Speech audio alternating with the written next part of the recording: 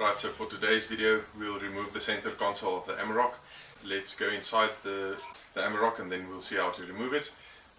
It is a bit dusty inside. I haven't had time to clean it out properly yet, so just excuse the dust.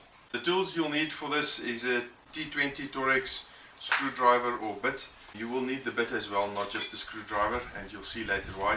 And then of course a flat tool to remove the trim panels. There's really no need to break anything when doing this. If you do it right, nothing should break. It's not like the door panel that you might break a clip, so just be careful, and you can do this without any damage to any clips or trim panels. So first off, what we'll do, we'll remove this piece of the trim around the gear lever. We'll pop this off. There's 4 screws inside there that we want to remove. Also the plugs in this center panel will need to come out. Then we'll remove the center armrest. There's a cover at the back and some more screws, and then we'll pop this whole center console out. So let's get started.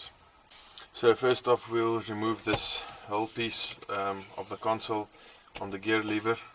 You can lift it off from the front, and we'll use the tool to lift it off the back.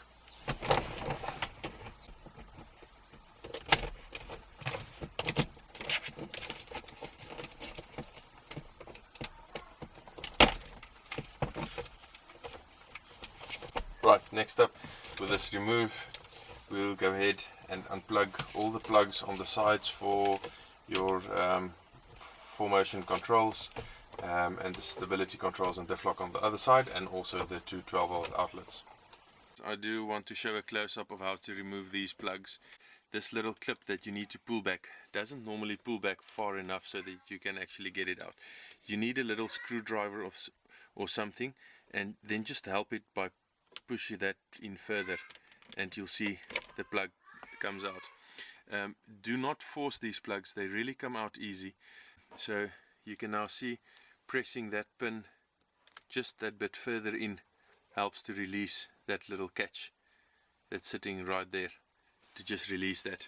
On the front you will see there's a little tab right there that you push. Remember the other side, the clip is sitting on the same side, meaning it's sitting on the inside, so you'll have to stick your hand in here to the other one to push it from this side and not from the left hand side. Also on these clips on the other side, this little catch will sit on the front end because the plug is rotated and plugged in like that. Right, so let's go ahead and unplug all of these plugs. Don't worry, they are color coded, so you can't get them mixed up.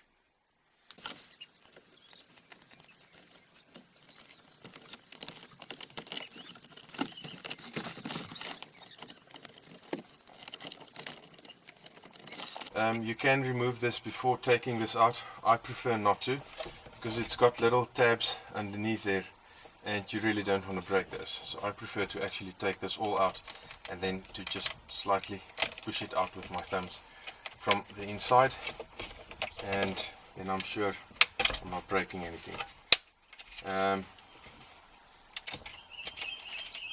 We have a little bolt there and that side, as well as one there and there. Now for these two front ones we can use the normal screwdriver type. For the rear ones, this is too long to actually get in there, so for that I'll use the T20 bit on a little small ratchet.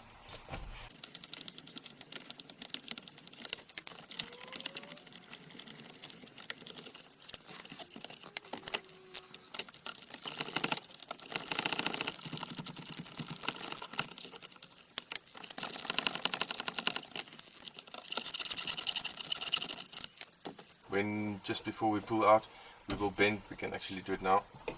These two tabs you want to bend inward, because when we pull this out, this little metal tabs will need to clear that point. So you can just push them inwards. You can bend them back later.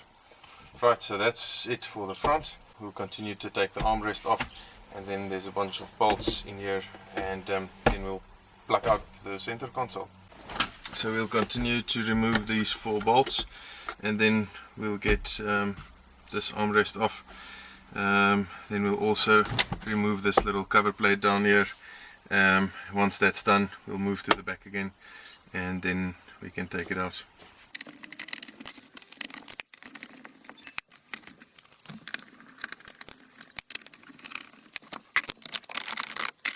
Right, so this rear panel, we've got all 4 that bolts removed. We'll leave the hinge in for now. You put your finger in here and you pull the panel towards this side a little bit and it will slip off to the back, that side as well. Pull it to that side to clip out and it will swing out the back. So I'll just stick my finger under there and there, pull it outwards and then pull it backwards and up, and that's out. And now you can take the hinge out as well. Now you'll see there's 2 little screws, one sitting right there, one sitting on the other side. So we'll remove them and then we are actually ready to get the whole center console out.